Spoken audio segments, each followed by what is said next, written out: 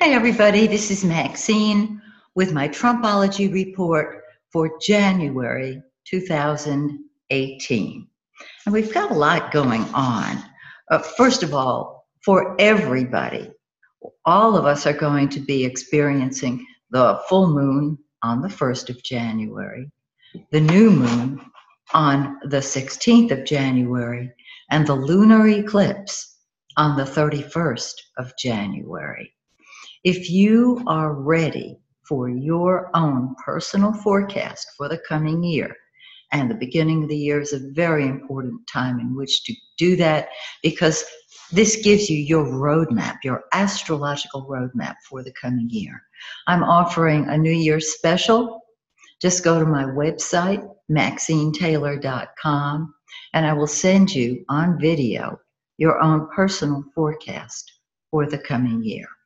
We're looking at Trump's chart and the United States chart on my Trumpology reports, and you are going to want to know what's going on in your chart so that you'll know when to zig and when to zag when it comes to money, love, children, health, any of those areas. So if you are ready, go to MaxineTaylor.com, and I'm there for you.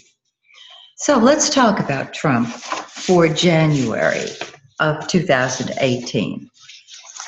First of all, we're going to start with the sun, as I always do, because the sun brings life wherever it falls in your chart. And in Trump's chart in January, the sun always starts in the 5th house of children, of speculation, of sex, of fun and games. So the sun has been sitting there, and on the 21st of the month, it's going to move into his 6th house of health and employees and daily activities. However, on the 12th of the month, let me just get this out of the way. There we go. On the 12th of the month, the sun is going to sit on Trump's vertex. Now, the vertex is your karmic role in life. It is the role over which you have no control. It is what it is. Now, the 5th house is where the vertex is in Trump's chart, and that's the house of fun and games. Life is a game. He has a Leo ascendant, which relates to the 5th house. Life is a game. Play it. And that's what he does best. He plays golf a lot. He loves to play. And he plays all the time. He is involved in the game of money, in the game of business, and everything is win or lose when we're in that game. And so there's his karmic role. The 5th house also deals with sex, and there have been allegations, as we know, and they've come up recently. The 5th house deals with children, and of course his kids are involved very strongly in his life, not just because he's a parent, but they're involved with his businesses. And so this is what is triggered. 5th house, fun and games. And then on the 21st of January, the sun goes into his 6th house of health. Now, I know on the 12th, he is supposed to be having a physical exam. I don't know how long it will take to get the results of that exam. But if there's anything astrologically that looks interesting, I will get back with you on that. That's the sun. The next planet, this holds together, the next planet that we're going to be looking at, of course, is Mercury. Now, Mercury is what we think about and talk about. So he's thinking about his family, because it's in his 4th house, and he's thinking about kids and fun and games, which I just talked about a minute ago. However, Mercury has him thinking about that he wouldn't call it the South Node in the moon, but thinking about those issues that provide emotional security to him. So the South Node is the area of the chart where traditionally we are drawn to it because we have mastered it in past lives. However, if we spend too much time focused on that South Node, it can literally drain us, which can affect our health. The moon That's a very powerful planet. It deals with the past. It deals with our subconscious needs. It deals with where our mother told us to look for our emotional fulfillment. She doesn't say that we get it. She said, look for it there. And so that deals with his home and family. Now, for Trump, who is in real estate, that is his area of expertise. This fourth house deals very much with real estate, whether it's real estate in this country or elsewhere. And so he's thinking about what's going on with his holdings in real estate, with his family, and with everything that he has built that fulfills him emotionally. This can be very, very interesting. Mercury doesn't make you do anything, nor does any planet. They reflect what's going on. But Mercury in the fourth house has us thinking about and talking to family members. And we know the people in his family who are the most involved in his businesses. Now, on the 10th of the month, Mercury goes into his fifth house. There we go with the fun and games again. And it's on his vertex on the 26th of the month. So far we have it triggered by the sun on the 12th and Mercury on the 26th. And so his role in life with his kids, with fun, with all kind of speculation and gambling, and sex. That's the fifth house. There are a couple of houses that deal with sex, interestingly enough. But the fifth house, because it's fun and games and children and enjoyment, deals with sex very overtly. Okay. Excuse me, it's a little cold in Atlanta. All right, the next group, here we go. The next planet we're going to talk about is Venus, which rules love and money and blessings galore. It's one of the goodies. It is sitting in his fifth house of kids and sex and speculation and fun and games. And he's having fun because Venus is love and beauty and all things delightful. It sits on his vertex on the 12th. So we've got the sun sitting on his vertex on the 12th and Venus sitting on his vertex on the 12th. So this would be a very, I would think, very beneficial aspect for him at that time. Because Venus is fun and Sun is creativity. So it looks very favorable. Now on the 19th, Venus enters his sixth house, and on the 21st, the Sun does too. And that brings happiness and enjoyment to his work, to his employee situation, and can help his health.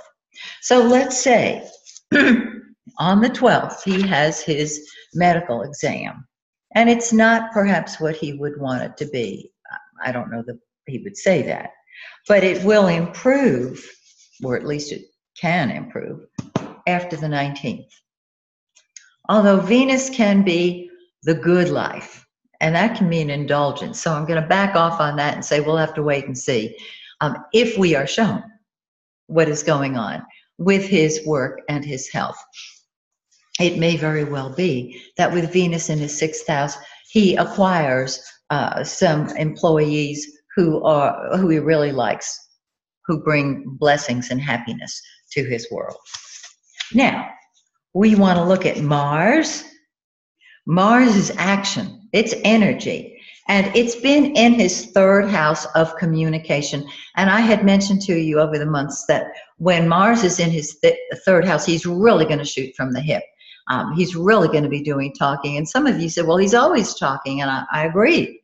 And I said, but this is really letting it rip in a way perhaps that we haven't seen before. His thinking, however, even if he is not expressing what he's thinking, is angry. That's Mars. And he wants to get things done quickly. We've seen that too. On the 17th, Mars enters his fourth house of home, family, real estate, and he's throwing himself into that area of life with a passion, because Mars is passion. Now, you'll notice that I've put the new moons and the full moons on this very same wheel. So let's talk about them. The full moon on the 1st of January sits on his Mercury. Mercury is in his 11th house of friends and group activities and hopes and wishes. Let me just glance at his birth chart for a second. He counts very highly on his friends. He relies on his friends to support him. And so there's a lot of communication with friends, or one friend in particular, perhaps, who he counts on very strongly. Mercury also rules his 2nd house of money. So friends who bring him money, that's what we're looking at here on the full moon. And on the full moon, things come to a head. Then the new moon on the 16th, there's that vertex again. The new moon is where things start moving forward. The energy begins moving forward. Life starts moving forward. 5th house, vertex. Fun and games, sex, children, speculation, sports, of course, TV, anything that provides fun and enjoyment. And that new moon gets things moving in that area. We don't know how it's going to show up because we get different stories on what is going on. So we have to use our eyes and our common sense and just be observant, right? Okay. Now, the lunar eclipse on the 31st of January, huge. It sits on his Pluto in his 12th house. For those of you who know astrology, and those of you who have been following my Trumpology reports or my weekly forecasts for all 12 signs, you know that Pluto deals with control or transformation. Behind the scenes is the 12th house. So it's behind the scenes control and upheaval. Pluto is out with the old, in with the new. Well, when he has let people go from his cabinet, from different appointments he may have made, it is out with the old, in with the new. However, with this eclipse, and eclipses are powerful, their effects last until the next pair of eclipses come along. We have an eclipse in February that I'll be talking about with you next month. And I'll show you where it falls in Trump's chart. But the effects are longer than just a few days or a few weeks. And so there is going to be a lot of behind the scenes control and out with the old, in with the new with this particular eclipse. And you can take that to the bank. Okay, so much for Trump. I'd like to combine this with the United States chart. So let me get all organized here. I always tell you, if you could just see what this table looks like with stacks of charts and everything. The USA, wow. Very, very interesting. Let me pull the actual chart up, and here we go. Oh, I know what I was going to share with you. If you'll just kind of talk amongst yourselves for a minute. This is what I'm looking for, the last one. Okay, so let's see what's going on in the United States chart. In January, the sun starts out in the 8th house of debts, escrows, taxes. Did I mention taxes? Losses, secrets, the treasurer. It deals with other people's money. That's where it's been. But the 8th house is private. And so when we talk about health care, when we talk about taxes,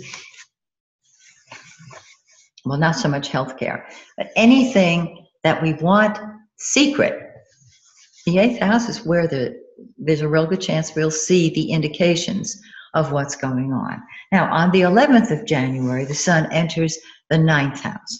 The 9th house in our charts, in human charts, excuse me, not in a country's chart, it deals with higher education, the higher mind, for long-distance travel, and people from other countries. It's quite beautiful. It deals with our belief systems.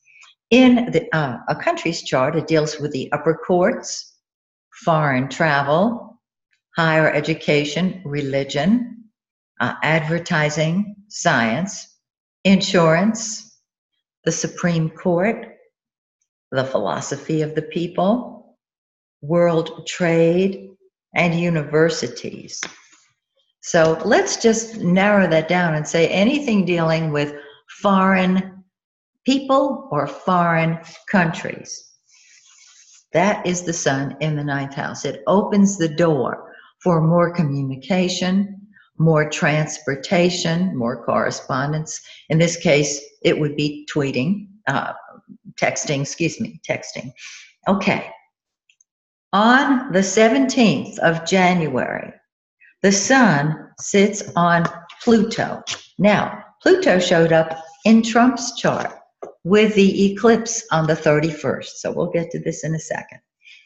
In the United States chart, Pluto once again deals with control or total transformation. It deals with out with the old, in with the new. And so our communication with foreign powers, their leaders, involves control, plutonium,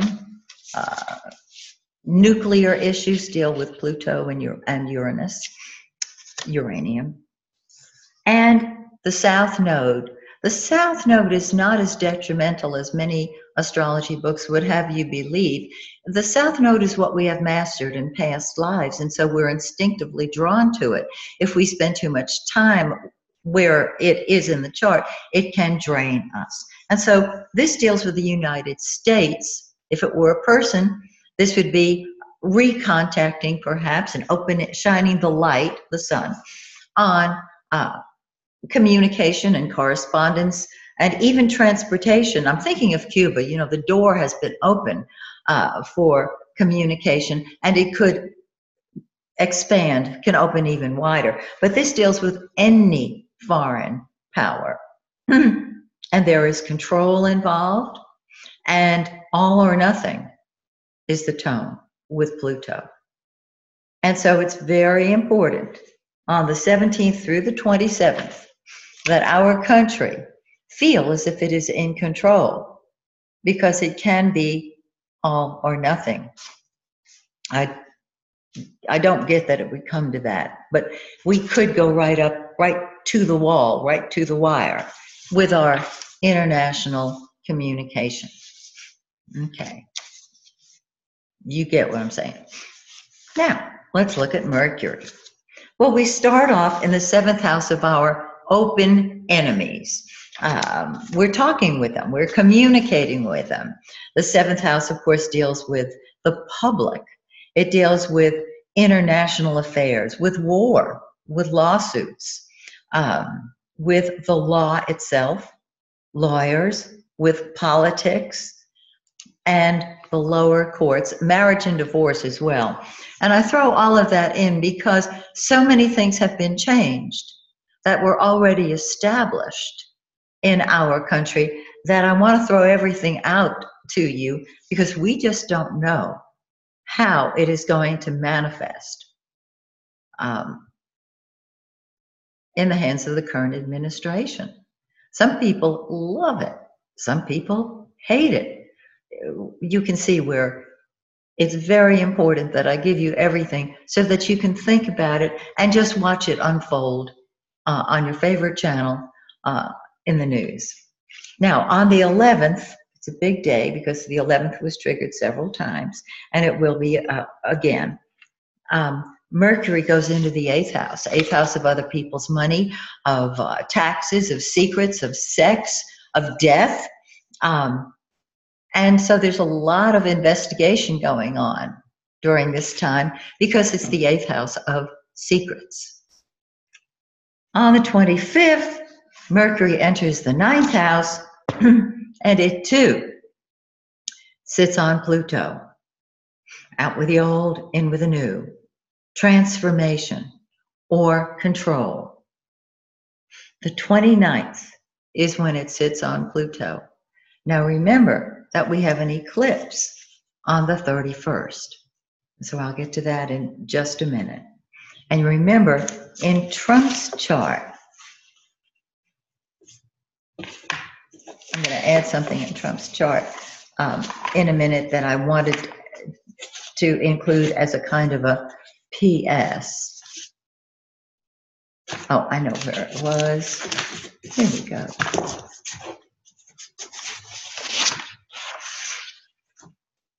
The full moon, the lunar eclipse on the 31st sits in Trump's 12th house of behind the scenes control, out with the old, in with the new. And so on the 29th, Mercury sits on Pluto in the United States chart. Very, very interesting. Now let's keep on going with the United States chart.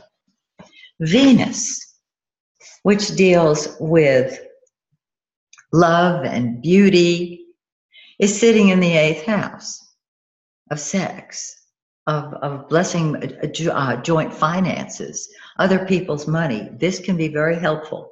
On the 11th, however, it moves into that 9th house, and on the 15th, it too sits on Pluto. But Venus is love.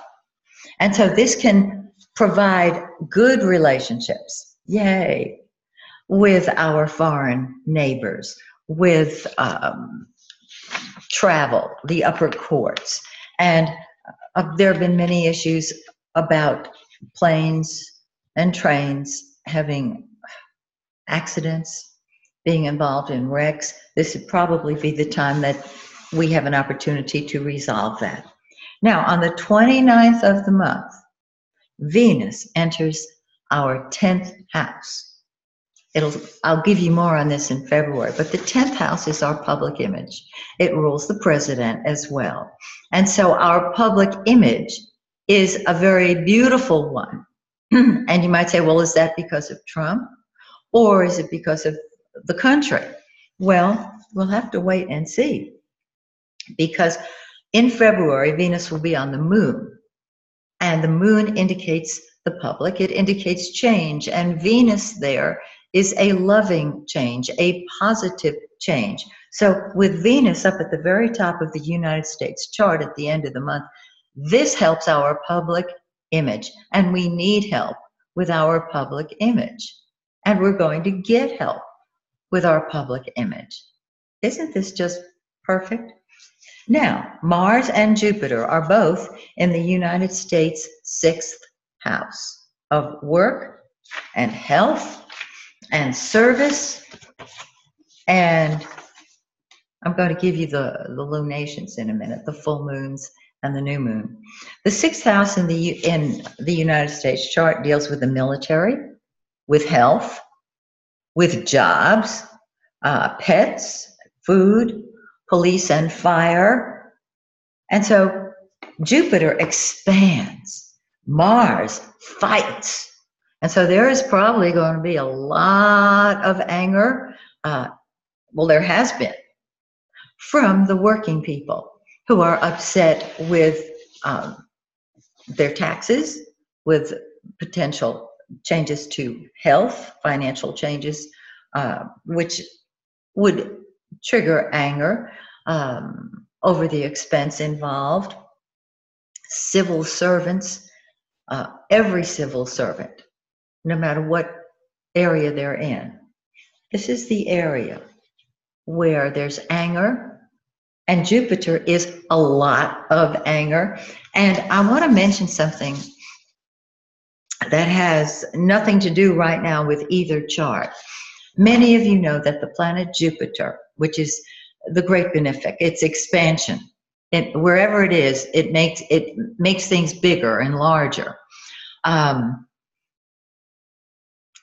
Jupiter, being the planet of truth, expresses it. It is in the sign of Scorpio, of secrets, of sex. And since it has been in Scorpio, actually even before it entered Scorpio, all kinds of sexual allegations have surfaced, starting prior to Trump's taking office. There were actors who were accused. There's an ongoing trial. Situation with Bill Cosby still hadn't been resolved. But once we saw the first sexual allegation, it started opening the door for more. And that is what's going to be going on. There'll be many other things going on.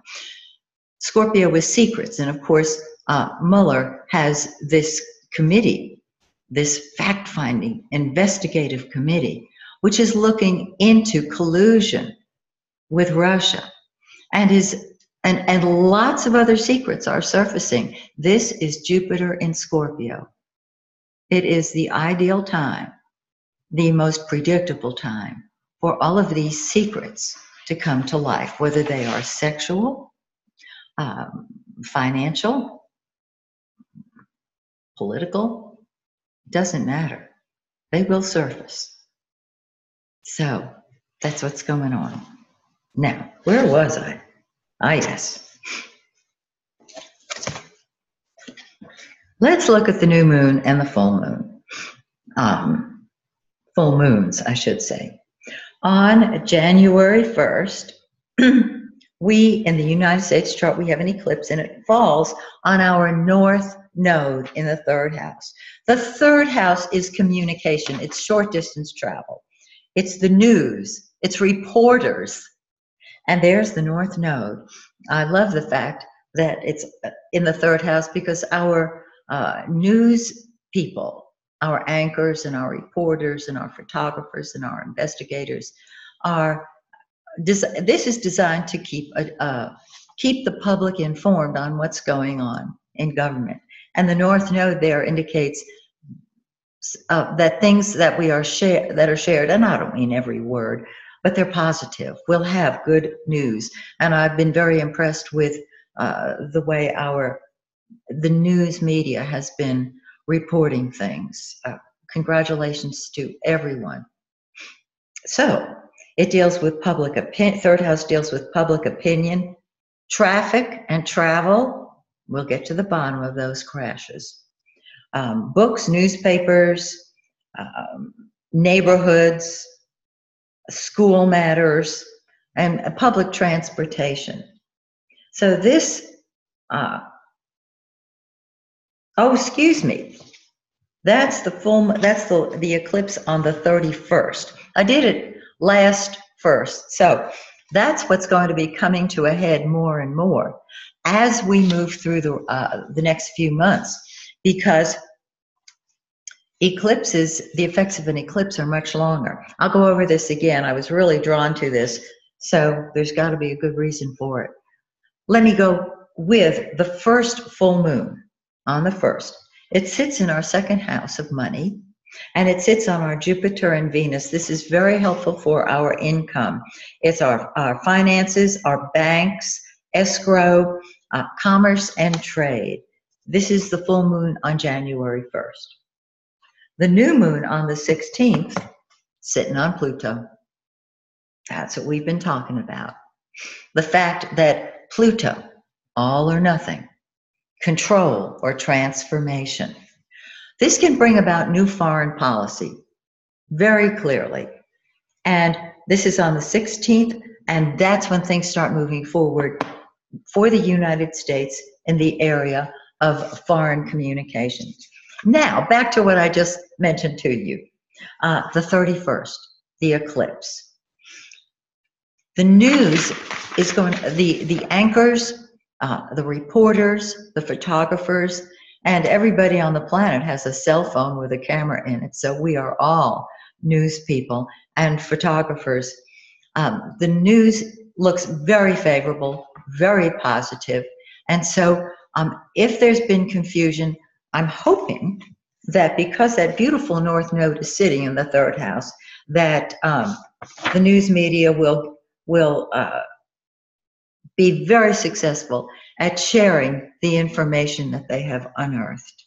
I think they do. I hope also that traffic, our problems that we've had with transportation, whether airlines or trains or buses, you know, the weather has been horrific, and this has caused a great deal of trouble. in traffic, obviously. If you've been in a wreck, you know what I'm talking about. That lunar eclipse is going to be strongest 3 to 4 months from now, because that is when the effects of an eclipse are strongest. So April and May, you might say, well, you have to wait, 3 to 4 months for this to activate. It activates when it occurs. It's at its peak 3 to 4 months later. So I think that's it. I think that's what I've got to say. Now, in the United States chart, I've covered what I know what I was going to tell you. The eclipse on the 31st sits not only on our north node, but on the very foundation of our chart. This deals with real estate, domestic affairs, crops, seniors, and it deals with the party out of power. So this gives the Democrats a shot in the arm. It is in opposition to the midheaven. Now, if the IC is triggered, the foundation, the midheaven is in opposition to that. And this can create opposition from within to the party in power, to the, not so much the president as the party itself. This is very, very interesting. So we're going to have to see how this plays out. It's almost predictable to assume that, yes, the Democrats are going to step forward, and we'll hear more from the Democrats as well. So I know there was something I was going to share with you. It's a little detail, but I think it's very, very interesting. This takes me back to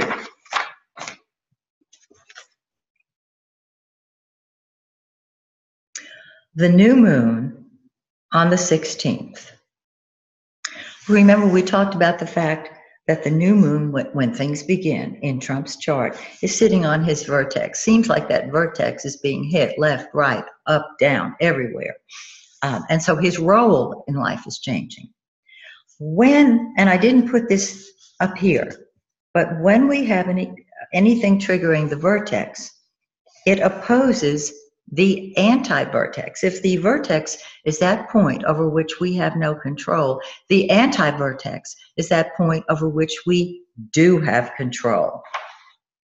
And the anti-vertex in the 11th house sits there with Saturn and Venus. And so the planets in Trump's 11th house are being opposed by the eclipse. What this says is that Saturn in Trump's chart rules his 5th house of speculation and his 6th house of work, health, and service. He is pulling away from groups of people or friends, longtime friends, because this is Saturn. In addition, the eclipse opposes his Venus. Venus rules money, it rules love, and it rules his midheaven, his public image. And so there is a change being made in his public image because of the fact that his vertex is triggered. Vertex in the 5th house of sex, children, speculation, fun and games. Venus also rules his 3rd house of communication. So there is a little wrinkle there that I want to share with you. I've given you a lot of information. Many of you are able to follow because you study astrology. Some of you don't follow astrology, you haven't studied it. And so the astrological information would not be of interest perhaps to you. Just take the interpretation.